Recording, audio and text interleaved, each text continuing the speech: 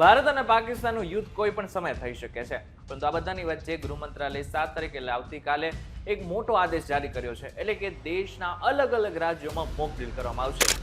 Mock drill તો તમને ખબર પડી ગઈ હશે કે શું છે, પરંતુ આની સાથે હવે તમારે એ સમજવું પડશે કે આવતીકાલે બની શકે કે કેટલાક ભાગોમાં અંધારાપટ પણ થઈ જાય। હવે અંધારાપટ શા માટે? તો એની પાછળનું કારણ છે કે જ્યારે બ્લેક આઉટ નોટિસ જાહેર કરવામાં આવે છે ત્યારે અલગ અલગ વિસ્તારોમાં અંધારાપટ છવાઈ જાય છે।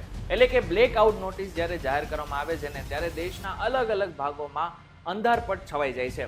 હવે અંધારપટ શા માટે?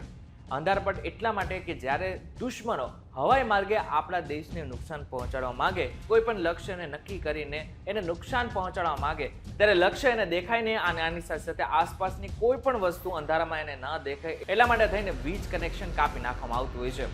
મોટા ભાગે બ્લેકઆઉટ યુદ્ધના સમયે જ થતું હોય છે, પરંતુ અત્યારે જે થઈ રહ્યું છે એ મોક ડ્રીલના ભાગ રૂપે થઈ રહ્યું છે। આવતીકાલે જો બ્લેકઆઉટ જાહેર કરવામાં આવે છે તો ગભરાવાની બિલકુલ જરૂર નથી। અમુક વિસ્તારોમાં કદાચ અંધારપટ છવાઈ જાય, પરંતુ એ થોડી સમય માટે, થોડી મિનિટો માટે હોઈ શકે છે, એટલા માટે થઈને ગભરાવાની બિલકુલ જરૂર નથી। એમાંથી શીખવાની કોશિશ ચોક્કસથી કરવાની છે।